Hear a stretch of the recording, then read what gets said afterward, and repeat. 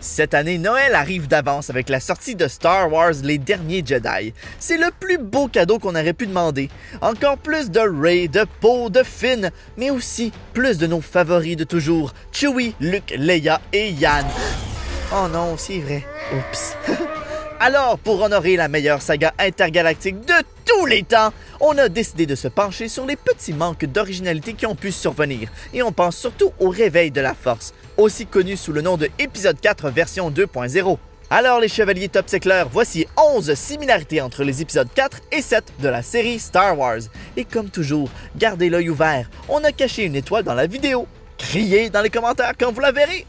C'est assez évident que malgré tous les nouveaux personnages géniaux introduits dans le réveil de la Force, le plus cute, c'est BB-8. Ce petit droïde blanc et orange qui a probablement été créé pour vendre des tonnes de jouets, a capté l'attention du public dès la toute première bande-annonce. Un peu comme les Porgs!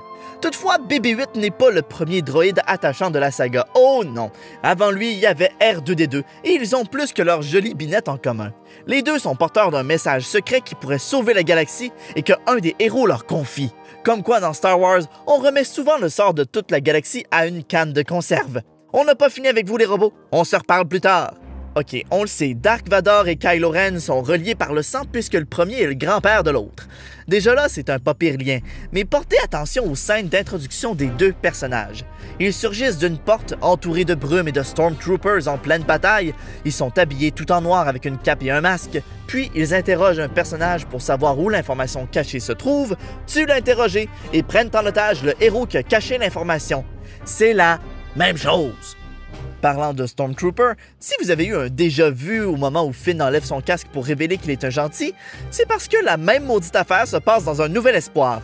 La seule différence, c'est que c'est Luke qui se déguise en Stormtrooper dans l'épisode 4 et qui vient sauver Leia.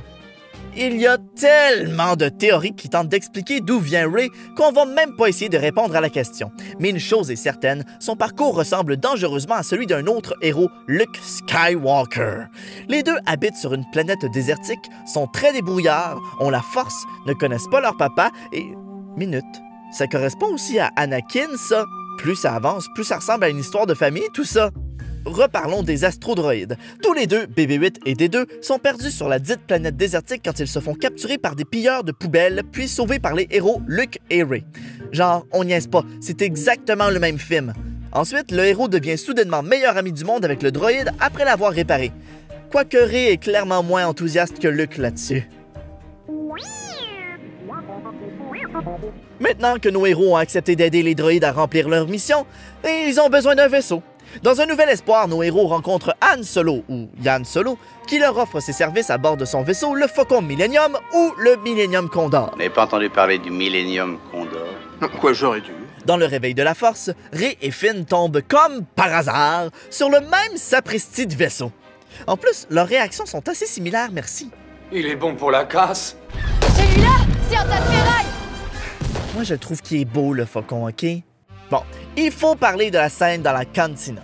Dans l'épisode 4, c'est l'endroit où Luke rencontre Han Solo, et dans l'épisode 7, Rey et Han Solo vont rencontrer Maz Kanata. Donc, c'est pas exactement pareil, mais dans les deux scènes, ce qui est pareil, c'est que c'est une espèce de bar rempli de truands et de malfamés avec de la musique et plein d'alcool. Ce qui aurait pu rendre les deux scènes encore plus identiques, c'est s'ils avaient gardé la scène supprimée dans le réveil de la Force. Parce que dans les deux scènes, on aurait eu une perte de bras.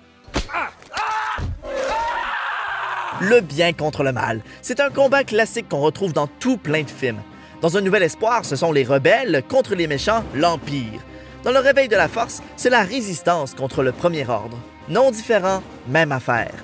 L'Empire et le Premier Ordre ont une autre chose en commun, leur arme secrète. Dans le premier, on parle d'une station spatiale pouvant détruire une planète d'un coup, l'Étoile Noire. Et dans le nouveau film, la même affaire, mais ça s'appelle la base Starkiller. En plus, les deux sont détruites de la même façon. Elles ont une faille cachée, un genre de bouton autodestruction, comme c'est pratique. Dark Vador et Kylo Ren ne sont pas les seuls méchants dans leurs films respectifs.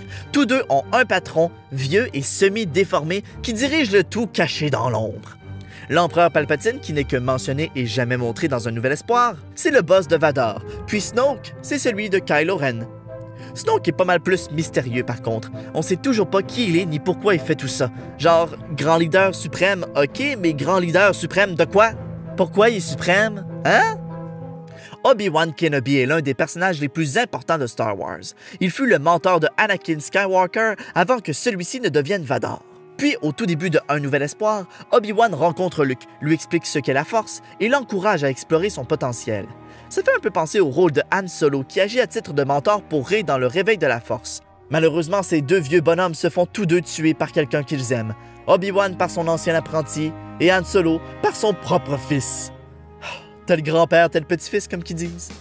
Pour finir sur une note un peu plus joyeuse, parlons de qui sauve la galaxie.